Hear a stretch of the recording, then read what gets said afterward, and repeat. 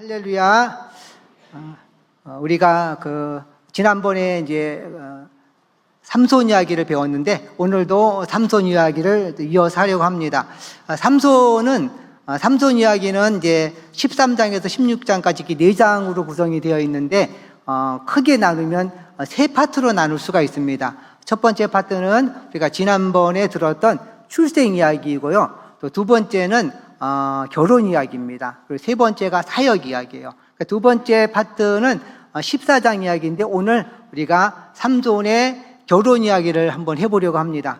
결혼 그러면 어떻습니까? 결혼 달달하죠. 그리고 결혼 이야기, 첫사랑 이야기 이런 거 아주 우리 재밌게 듣습니다. 오늘 이제 삼손의 결혼 이야기, 첫사랑 이야기일지는 모르겠지만 하여간 결혼 이야기를 우리가 듣게 될 텐데 달달한 이야기인지 그 결과가 어떻게 되는지 우리가 살펴보도록 하겠습니다.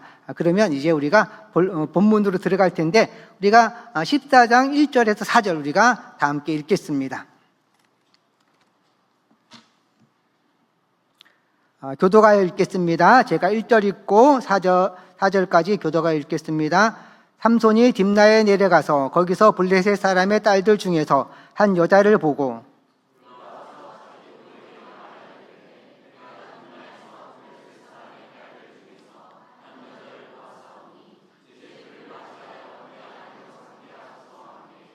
그의 부모가 그에게 이르되 내 형제들의 딸 중에나 내 백성 중에 어찌 여자가 없어서 내가 할례 받지 아니한 블레셋 사람에게 가서 아내를 맞으려 하느냐 하니 삼손이 그의 아버지에게 이르되 내가 그 여자를 좋아하오니 나를 위하여 그 여자를 데려오게 하소서 하니라. 4절 다 함께.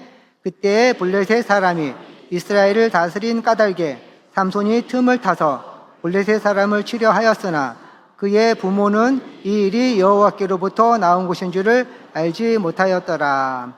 아멘. 우리 삼손 이야기가 오늘 이제 결혼 이야기로 시작되는데 13장 마지막 부분을 보면 삼손이 태어나는 이야기가 나옵니다. 삼손의 부모 마누아가 이제 아이를 낳고 그 아이 이름을 삼손이라고 부릅니다. 그리고 이 아이가 장성하였습니다. 이제 청년이 된 것이죠. 그때 여호와의 영이 삼손을 움직이기 시작하였다. 이렇게 13장 24절, 25절에 기록되어 있습니다. 여호와의 영이 삼손을 움직였다. 이 말은 무슨 의미일까요? 왜 여호와의 영, 성령님이시죠. 성령님께서 삼손을 움직이기 시작하였을까요? 그것은 바로 일을 하라는 의미입니다. 일을 하라고 하나님께서 삼손을 이 땅에 보내신 이유는 우리가 지난번에 배웠지만 이스라엘을 블레셋 손에서 구원하시기 위하여입니다. 그러니까 이제 삼손이 장성하였으니까 무슨 일을 해야 되나요? 이스라엘을 구원하는 일을 해야 됩니다. 그런데 삼손이 장성하여서 가장 먼저 한 일은 무엇일까요? 우리가 읽었지만 14장 1절을 다시 한번 읽어보겠습니다. 14장 1절 다 함께 읽겠습니다. 삼손이 딥나에 내려가서 거기서 블레셋 사람의 딸들 중에서 한 여자를 보고 아멘. 이렇게 보니까 삼손이 딥나에 내려갔다 이런 말이 나와요. 삼손이 딥나에 내려갔다. 그러니까 삼손이 성령님의 감동을 주시니까 내려간 것이 아니라 삼손이 가장 먼저 한 일은 딥나에 내려간 일입니다. 그러면 딥나에는 왜 내려갔을까요?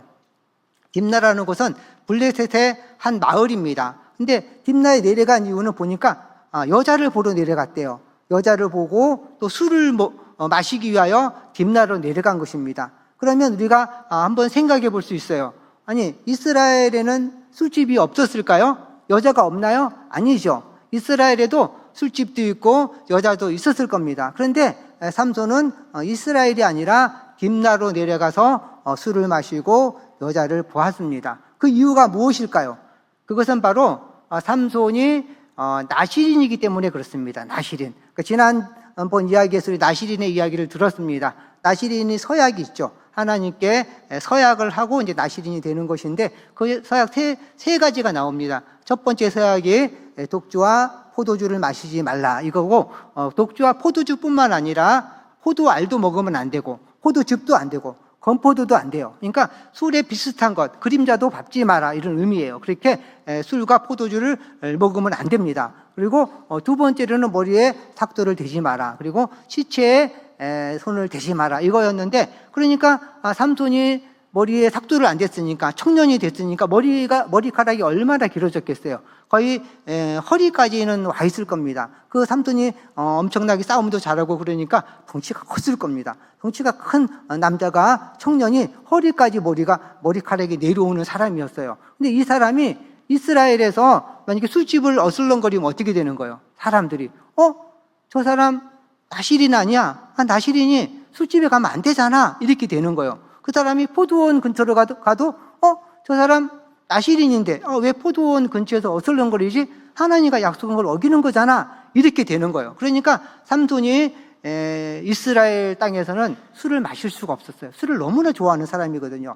삼손 이야기를 읽다 보면 이 딥나에 처음 내려간 게 아니에요. 정말 얼마나 자주 기회만 있으면, 틈만 나면 블레셋 땅으로 내려가서 술을 마셨습니다. 술을 너무나 좋아하거든요. 이렇게 그가 나실인이기 때문에 이스라엘 땅에서 술을 마시지 못하고 딥나로 블레셋 땅에 가서 술을 마셨습니다. 그런데 오늘 본문을 보니까 그가 한 여자를 보고 이렇게 여자를 보았다라는 말이 나와요. 보았다. 성경에서 이 보았다라고 하는 말은 아주 중요한 말입니다. 이 보았다라는 말은 어쩌면 이 삼손의 이야기를 이해하는 키워드이기도 하고 성경 전체를 이해하는 또 중요한 단어이기도 합니다. 왜냐하면 이 보았다라고 하는 것은 이스라엘이 멸망한 이유이기 때문에 그렇습니다. 그러면 우리가 사사기 21장 25절을 한번 보겠습니다. 사사기 21장 25절. 사사기 21장 25절은 우리 성도님들도 다 아시는 구절입니다. 교회 조금만 나와도 한두 번쯤은 들어봤을 아주 유명한 구절이죠. 이 구절이 사사기에만 3번 나옵니다. 반복해서. 무슨 의미일까요? 엄청 중요하다는 것이죠. 이거는 성경 전체를 관통하는 사상이기 때문에 그렇습니다. 그럼 우리가 25절 다 함께 읽어보겠습니다. 그때 이스라엘에 왕이 없으므로 사람이 각기 자기의 소견에 오른 대로 행하였더라. 여기서 보니까 이스라엘 사람들이 각기 자기의 소견에 오른 대로 행했다 이런 말이 나와요. 이게 사실은 이스라엘이 멸망한 이유거든요. 이스라엘이 후에 바벨론과 아수르에 멸망하지 않습니까? 그 이유가 바로 이겁니다. 자기의 소견에 오른 대로 행했다. 여기서 소견이라는 단어가 나와요. 우리 오늘날은 잘 사용하지 않는 단어입니다. 이 소견 무슨 뜻일까요? 이 소 그러면 우리 옛날 드라마, 역사 드라마 같은 걸 보면 자기를 부를 때 뭐라 그래요? 소인은 이러잖아요. 소인이 어르신의 말을 듣겠습니다 이렇게 말합니다. 소라는 단어는 나라는 뜻이에요. 나를 낮춰서 한 말이죠. 그럼 견은 뭡니까? 한자로 견은 볼견자입니다. 보다는 거예요. 그러니까 소견 그럼 뭐예요? 내가 보다. 내가 보고 느낀 대로. 그러니까 내가 보고 느낀 대로 자기의 생각대로 행했다는 거예요. 그게 바로 소견에 오른 대로 행했더라. 그러니까 우리가 사람들이 보고 느끼는 대로 행하는 거예요. 그러니까 무엇을 보느냐가 엄청 사실은 중요합니다. 창세기 3장을 보면 뱀이 하와에게, 여자에게 나타나서 말했어요. 너가 이 선악을 알게 하는 나무의 실과를 따먹으면 하나님처럼 될 거야 이렇게 말했습니다. 그러자 여자가 선악을 알게 하는 나무의 열매를 보았어요. 어땠어요? 보암직스럽고 먹음직스럽고 그걸 먹으면 하나님처럼 될 것처럼 탐스럽게 보였습니다. 그래서 따먹었죠. 그러니까 이 멸망의 이유가 뭐예요? 선악과를 탐스러운 눈으로 보았기 때문이에요. 이 본 것이 죄입니다. 그리고 이런 사건들은 성경에 아주 많이 기록되어 있습니다. 대표적으로 다윗 이야기예요.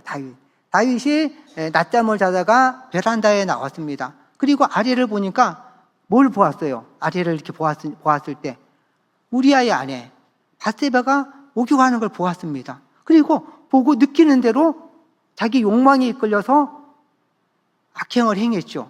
그 여자를 범했어요. 자신의 충직한 부하인 우리아의 아내임에도 불구하고 아내를 범하고 그 죄를 덮으려고 우리아까지 죽이게 되었습니다. 이렇게 위대한 왕 다윗도 보았기 때문에 죄를 지었어요. 죄라는 건 어때요? 죄를 보면 짓게 되어 있습니다. 아무리 나는 죄를 짓지 않으려고 해도 죄를 자꾸 보다 보면 그 죄를 지을 수밖에 없다는 것이 바로 오늘의 이야기예요. 다윗이 결국은 어떻게 되었습니까? 다윗이 아주 망했죠. 사실은 하나님께 회개하고 기도해서 용서는 받았지만 그는 혹독한 대가를 치렀습니다. 그의 처자들 암논이 다윗의 딸 딥나를 성폭행했어요. 그래서 그로 인하여 압살롬은 디나의 친오빠거든요. 그러니까 이복 형제죠. 그래서 이 압살롬이 암논을 또 죽이게 됩니다. 그리고 결국은 압살롬이 반란을 일으켜서 다윗을 예루살렘 궁에서 쫓아내죠. 그래서 이 다윗은 아들 압살롬에게 쫓겨서 신발도 신지 못하고 그 궁을 빠져나옵니다. 이런 모든 것이 바로 보았기 때문입니다. 우리아의 아내가 목욕하는 것을 보았기 때문이라고, 그래서 범죄를 했기 때문에 이런 일이 일어났다고 성경은 우리에게 말해주고 있습니다. 우리는 세상에 내려가서 죄를 보면 안 돼요.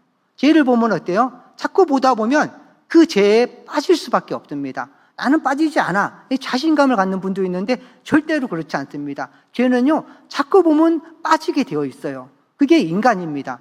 그래서 우리 이제 요셉 이야기, 창세기 보면 요셉 이야기 나오지 않습니까? 요셉은 어땠습니까? 그 보디발의 아내가 같이 동침하자고 할 때 피했습니다. 그러니까 죄는요, 싸우는 상대가 아니에요. 죄는 어떤 상대일까요? 피하는 상대예요. 죄는 보면 안 돼요. 그래서 우리가 죄를 보는 삶이 아니라 하나님 앞에 나와서 말씀을 듣고 보는 삶을 살아야 합니다. 그런데 삼손은 끊임없이 죄를 보았습니다. 딥나로 내려가서 끊임없이 죄를 보고 술을 마시고 여자를 보았습니다. 그러다가 한 여자가 마음에 들었어요.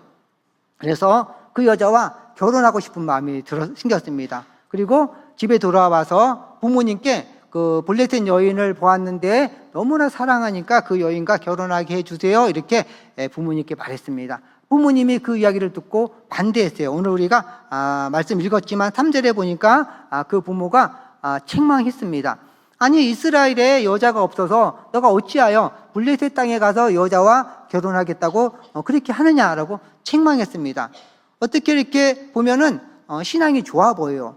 이 삼손의 부모가 이렇게 말하면서 삼손을 책망한 것이 신앙이 좋은 걸까요? 그건 사실은 신앙이 좋은 것이 아닙니다. 왜냐하면 삼손이 이방인과 블레셋 여인과 결혼하지 않아야 되는 이유는 그가 나실인이기 때문에 그렇습니다. 나실인은 어때요? 거룩한 삶을 살아야 돼요. 하나님과 서약을 했잖아요. 거룩한 삶을 살겠다고. 그래서 3가지 서약도 했습니다.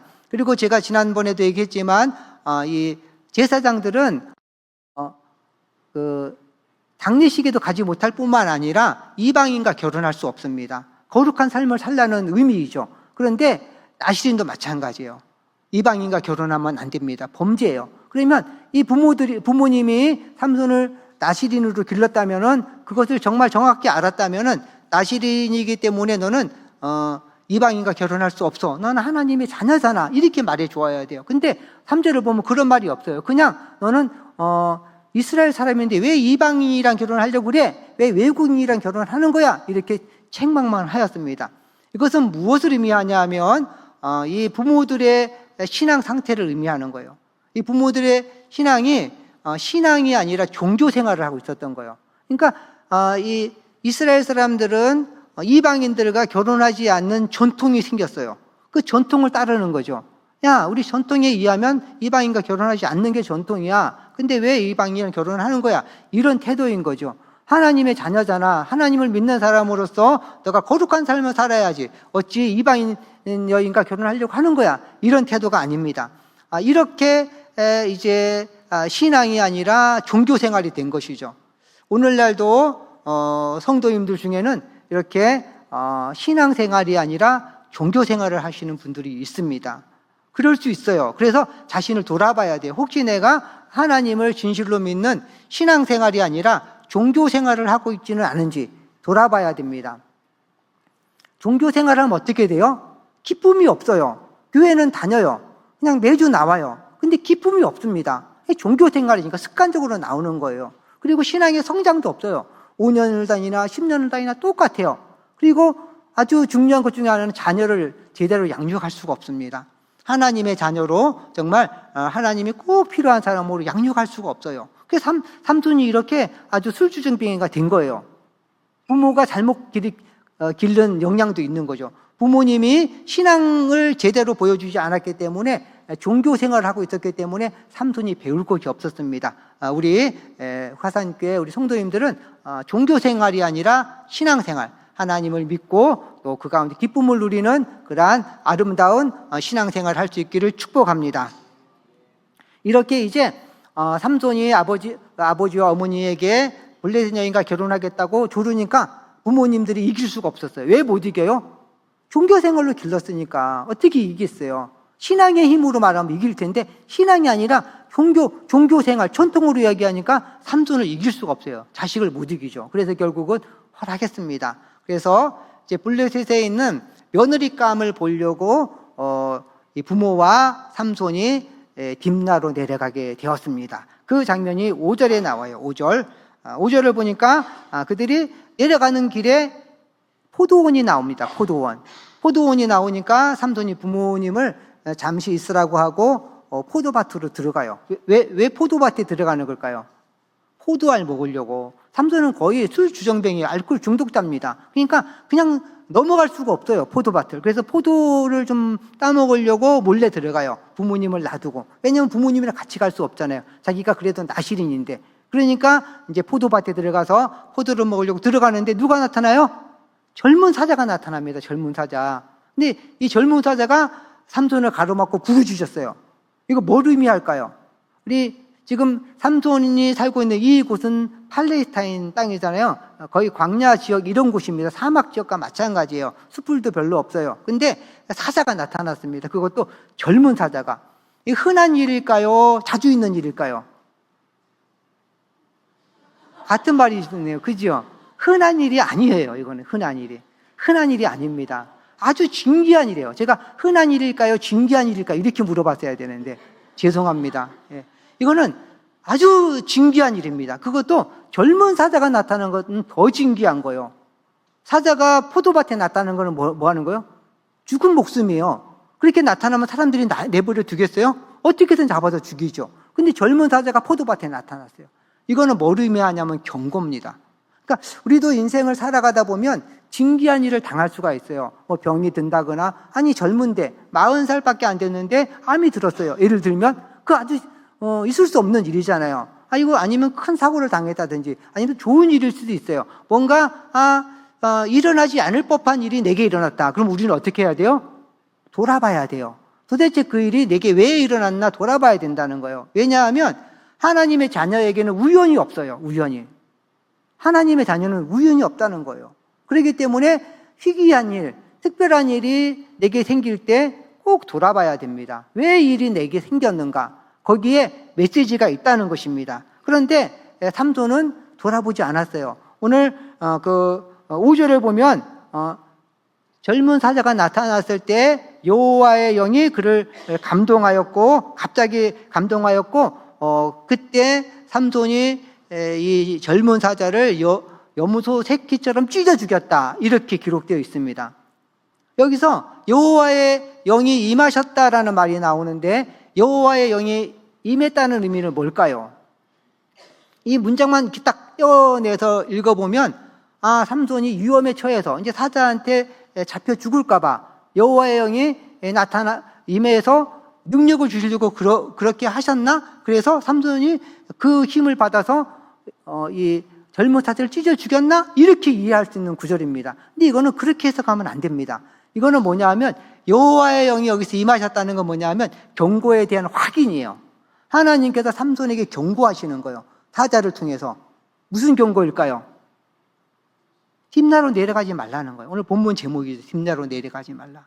왜요? 딥나는 죄악의 땅이잖아요. 하나님의 백성이 죄악의 땅에 가서 죄를 짓고 여자를 보고 술을 먹고 그렇게 세상에서 흥청망청 살면 안 됩니다. 그래서 내려가지 말라고 사자를 보낸 거예요. 그래서 이해하지 못할까 봐 성령님께서 또 감동까지 주시는 거예요. 하나님의 경고다. 너가 하나님의 경고를 받아들이라고 말씀하시는 거예요. 그런데 삼손은 어때요? 하나님의 경고를 무시합니다. 성령님의 감동도 무시해요. 그리고 사자를 찢어 죽여요. 사자는 뭐예요? 하나님의 경고잖아요. 근데 사자를 찢어 죽이는 그 어마어마한 힘이잖아요. 염소 새끼처럼 찢어 죽였대요. 이 어마어마한 힘, 하나님께서 삼손에게 왜 주셨어요? 이스라엘을 구원해내라고. 블레셋을 찍고 이스라엘을 구원해내라고 하는 이 어마어마한 힘을 주신 거예요. 그런데 삼손은 이 힘을 이스라엘을 구원하는 일에 사용하는 것이 아니라 하나님의 경고를 찢는 데 사용하고 있어요. 아무런 죄책감도 없이. 그리고 나서 찢어버리고 포도를 따먹고 태연하게 나왔어요. 그리고 부모님께는 그 일을 말하지 않았습니다. 사자가 나타난 거 보통 일이 아니에요. 어마어마한 일이잖아요. 보통 사람한테는. 우리 같으면 거의 죽을 뻔한 일입니다. 그러면 부모님께 말했을 것 같아요. 그죠? 근데 부모님께 말하지 않았어요. 왜냐하면 자신이 나시린이기 때문에 그래요. 나시린인데 포도원에 가서 포도를 따먹고 왔잖아요. 그러니까 부모님한테 말하지 못하는 거예요. 그렇게 부모님께 속이고 이제 딥나로 내려갔습니다. 그리고 그 사랑하는 여자, 블레셋 여인을 보고 너무 기뻤어요. 그러면서 내가 이 여인을 선택한 것은 역시 나의 판단이 옳았어. 이렇게 하고 너무 기뻐하고 부모님이랑 이제 왔습니다. 돌아오는 길에 다시 그 포도원을 곁을 지나가게 되었습니다. 포도원 곁을. 그런데 또 포도원 밭에 들어갔어요. 이번에는 왜 들어갔을까요? 포도 따먹으려고. 삼손은요, 지나치지를 못해요. 술집 앞을, 포도원 밭을. 이번에 딥나루 내려가면 술을 좀 마시고 왔으면 그냥 지나갈 수도 있었는데 부모님이랑 내려가니까 술을 못 마시는 거죠. 나시린이니까. 그래서 그냥 오다 보니까 안 되겠다. 이 포도라도 먹어야지. 그래서 포도원에 또 들어간 겁니다. 포도원에 들어가다 보니까 그 길바닥에 사자가 죽어 있었어요. 자기가 죽인 거죠. 그 딥나루 내려갈 때.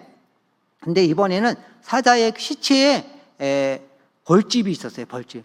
벌꿀들이 가득 그 주변에 맴돌면서 벌집을 만들었어요. 근데 이건 어때요? 사자 시체에 벌집이 있다. 길바닥에. 희귀한 일인가요? 흔한 일인가요? 희귀한 일이죠. 이번에는 맞게 했네요. 질문을. 그래요. 아주 희귀한 일입니다. 사자가 나타나는 것보다 더 희귀한 거예요. 벌꿀은 어디에다가 집을 짓나요?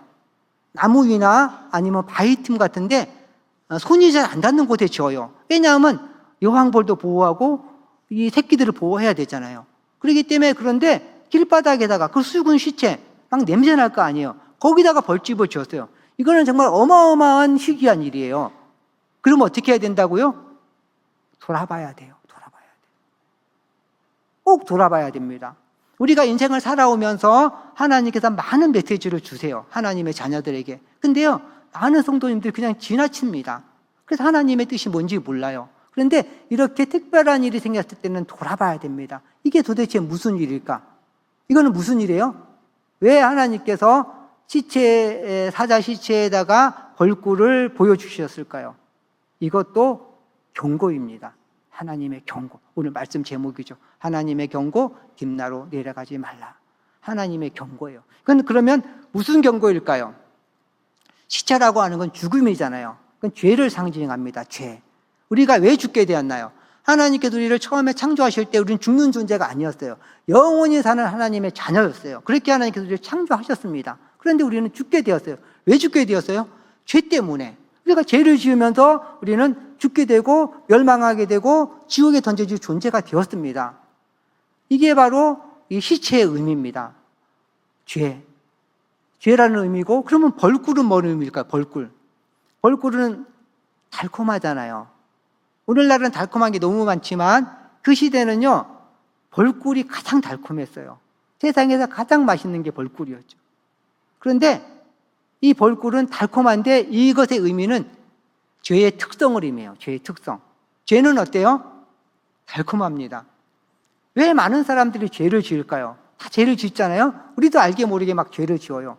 죄를 짓는 이유는 딱 하나입니다. 달콤해요. 먹음직스럽고 보암직스럽고. 그게 달콤하기 때문에 그렇습니다. 제가 직장 생활을 오래 했습니다. 한 27년 한 것 같아요. 그러니까 술 잘 먹는 사람들 많이 알까요? 모를까요? 많이 압니다.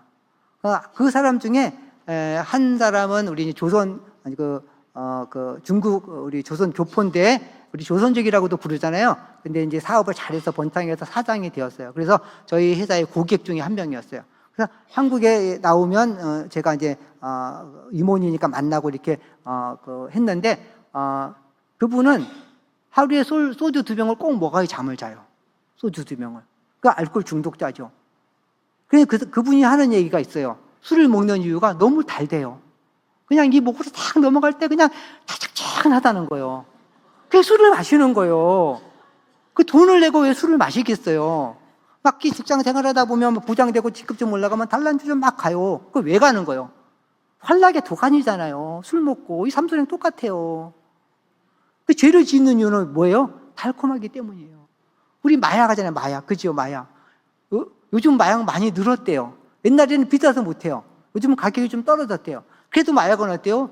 돈 많이 들어가요. 그리고 한번 중독되면 어때요? 빠져나오기도 어려워요. 근데 왜 하는 거예요? 환락 때문이에요. 환락.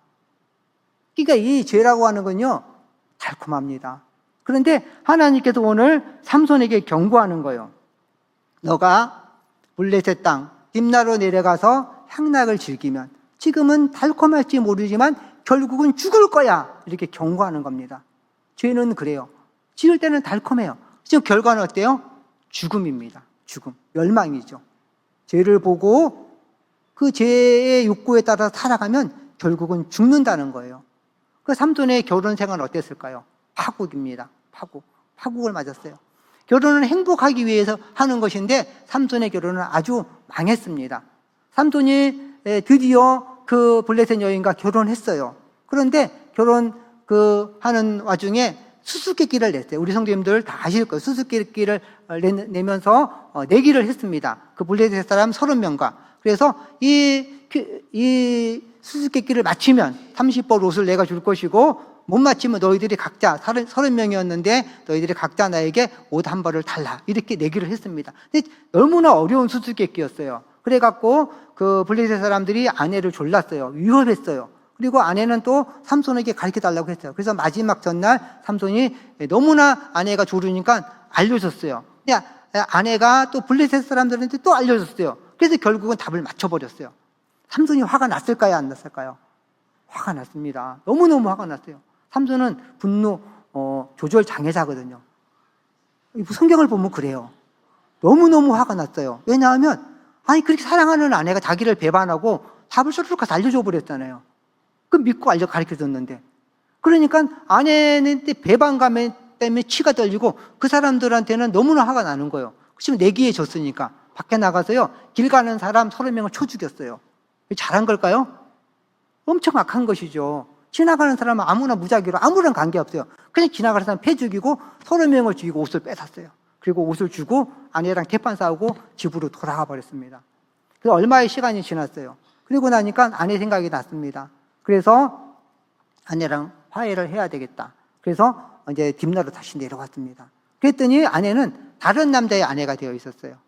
장인이 그렇게 화를 내고 가니까 이제 이 사람은 돌아오지 않나 보다 해갖고 자기 딸이 혼자 살게 할 수 없으니까 이제 다른 남자한테 결혼시킨 거예요. 그 삼손이 또 어때요? 또 화가 치밀은 거예요. 그냥 화가 나는 일이 너무 많아요. 삼손은 보면 그 화가 또 막 머리끝까지 치밀었어요. 그래가지고 나가서 여우 30마리를 잡아서 꼬리를 묶고 그 횃불을 꼽아가지고 그냥 돌려버렸습니다. 그러니까 엉덩이가 뜨겁잖아요. 여우들이 날뛰고 난리가 났습니다. 그래가지고 블레셋 그 마을의 곡식밭을 다 불태우고 가소온도 다 불태워버렸어요. 블레셋 사람들이 화들짝 놀랐습니다. 삼손이 한 걸 알았습니다. 그래가지고 삼손을 찾으니까 없으니까 그 아내와 장인을 잡아서 불태워 죽였어요. 야, 끔찍하죠. 이렇게 결혼을 파국을 맞았습니다. 행복할 줄 알았던 결혼이 끝장이 났어요. 수많은 사람들이 죽었습니다.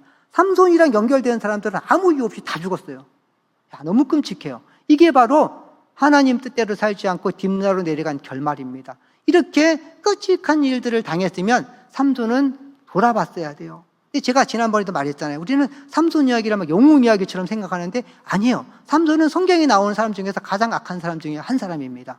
근데 삼손이 이 정도 되면 자신을 돌아봐야 돼요. 그런데 삼손은 그럼에도 불구하고 돌아보지 않고 끊임없이 블레셋에 내려가서 술을 마셨어요. 끊임없이. 그러다가 누구를 만나요? 우리가 너무나 잘 아는 드릴라를 만났습니다. 그 이야기를 하면 엄청 길죠. 근데 들릴라를 만나서 결국은 그 물 벼고 잠을 잡니다. 비밀을 알려주고. 그 어떻게 됐어요? 머리카락이 밀렸어요. 나시린 서약 3가지가 다 무너졌죠. 2가지는 이미 밥 먹듯이 어겼고 마지막 남은 머리카락을 지켜야 되는데 그것까지 밀리고 말았어요. 그리고 블레셋 사람들이 이렇게 붙잡혀서 2눈이 뽑히고 그리고 짐승처럼 맷돌을 돌렸습니다. 세상에 웃음거리가 되었죠. 이건 뭘 의미하는 거예요? 이거는요, 삼손 이야기는 영웅 이야기가 아니라는 거예요. 삼손처럼 살면 반드시 멸망한다는 걸 보여주는 거예요. 이 성경 이야기는 삼손처럼 살면 너희들은 반드시 멸망할 것이다. 딥나로 내려가서 향락을 즐기고 살면 그 당시는 달콤할지 모르지만 결국은 이렇게 된다는 것을 보여주는 겁니다. 이것이 삼손의 결혼 이야기입니다. 그런데 오늘 본문 중에서 난해 구절이 있어요. 난해 구절. 난해 구절이 뭘까요? 성경에 보면 난해 구절이 많이 나옵니다. 해석이 어렵다는 거예요. 그래서 학자들도 막 갈려요. 의견이 분분해요. 그 대표적인 구절이 여기 오늘 본문에 나왔습니다. 한번 살펴볼게요. 4절.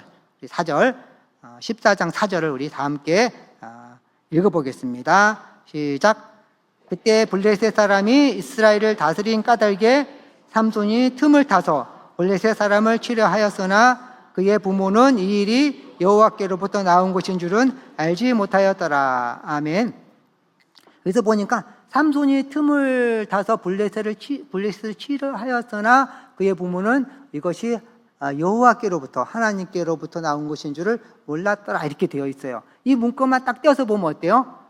삼손이 일부러 딥나로 내려간 것처럼, 그러니까 딥나로 내려가서 죄를 지을 생각은 없는데 세상 사람들을 속이려고, 부모까지 속이려고 일부러 이 가장에서 그렇게 딥나로 내려가서 술도 마시고 이렇게 했다. 블레셋을 치고 이스라엘을 구하려고, 이런 의미처럼 느껴져요. 그지요? 그렇게 느껴집니다. 문장을 보면. 근데 그렇게 해석하면 큰일 납니다. 그렇게 해석하면요, 삼손 얘기가 다 엉망진창이 되어버려요. 그러면 삼손이 일부러 블레셋 사람들 속이려고 가서 술 먹고 여자 보고 이러다가 드릴라 무릎을 베고 자다가 눈알도 뽑히고 짐승처럼 맷돌을 돌렸다는 거예요? 말이 안 되잖아요. 말이 안 됩니다. 그러니까 여기는 어떻게 해석해야 되냐면 삼손이 틈을 탄 것이 아니라 하나님이 틈을 타신 거예요. 하나님이 틈을 타셔서 이스라엘을 어떻게든 구하려고 노력하였는데 누가 몰랐다고요? 삼손의 부모가 몰랐어요. 삼손은요, 더더욱이 몰랐죠. 이렇게 해석해야 돼요. 왜 이렇게 해석할 수 있는? 아니, 목사님 여기 삼손이라고 나왔잖아요. 이렇게 생각하실 수 있어요. 근데 왜 그러냐면 이 기록은 뭐예요? 히브리어로 기록되어 있잖아요. 히브리어는 고대어입니다. 문장들이 간단해요. 그리고 주어를 잘 안 쓰고 동사만으로도 주어를 알 수 있어요. 왜냐하면 동사의 그 끝 어미의 변화에 따라서 1인칭, 2인칭, 3인칭이 나눠져요. 그러니까 여기 원래 원본에는 이게 주어가 없었던 거예요. 그리고 주어가 없고 틈을 타다라는 이 단어의 어미를 보니까 3인칭이었어요. 그러니까 정확하게 해석하면 뭐예요? 삼손이 아니라 그가 틈을 타서 이렇게 해석해야 돼요. 그런데 왜 삼손으로 되었을까요? 왜냐하면 이 고대 이 히브리어 이 원본을 사본으로 이렇게 필사를 해서 옮겨 적잖아요. 인쇄 기술이 없으니까 옮겨 적다가 보니까 이 필사에서 옮겨 적는 사람들마다 좀 생각이 바뀐 거예요. 그가 이렇게 해석하는 사람도 있고, 그가가 보니까 쭉 이야기를 보면 삼손 이야기잖아. 그럼 이 삼손? 이렇게 해석하는 사람도 있어요. 그러다 보니까 삼손으로 해석된 거예요. 그런데 이게 사본으로 쭉 오다가 우리나라 말로까지 번역된 거라. 이렇게 봐야 됩니다. 이게 이제 학자들의 생각이에요. 그러니까 우리가 성경만 보면 삼손이지만 실제로는 그가예요. 그가는 누구예요? 그분이 바로 하나님이라는 거예요. 하나님이 틈을 탔다는 거예요. 그러면 이렇게 해석할 수 있는 근거의 말씀도 있어요. 그게 13장 5절이에요. 13장 5절. 우리 13장 5절을 다 함께 읽어보겠습니다. 지난주의 말씀인데 다 함께 읽겠습니다. 보라, 내가 임신하여 아들을 낳으리니 그의 머리 위에 삭도를 대지 말라. 이 아이는 태에서 나옴으로부터 하나님께 바쳐진 나시린이 됨이라. 그가 블레셋 사람의 손에서 이스라엘을 구원하기 시작하리라 하시니. 아멘. 그러니까 보니까 이스라엘을 어떻게 한다고요? 구원했대요? 구원하기 시작했대요? 구원하기 시작했대요. 구원했다는 거예요? 못했다는 거예요? 못했다는 거죠. 시작하기만 했다는 거예요. 그러니까 하나님께서는 이미 아셨어요. 삼손을 보내면서 삼손이 블레셋에서 이스라엘을 구원하지 못할 거라는 것을 이미 아셨다는 거예요. 그러면 블레셋의 손에서 이스라엘을 구한 사람은 누굴까요? 그 사람은 다윗입니다.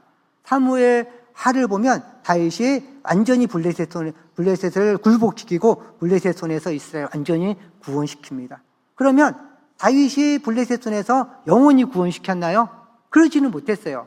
왜냐하면 다윗은 위대한 왕이었지만 그는 70년밖에 못 살았어요.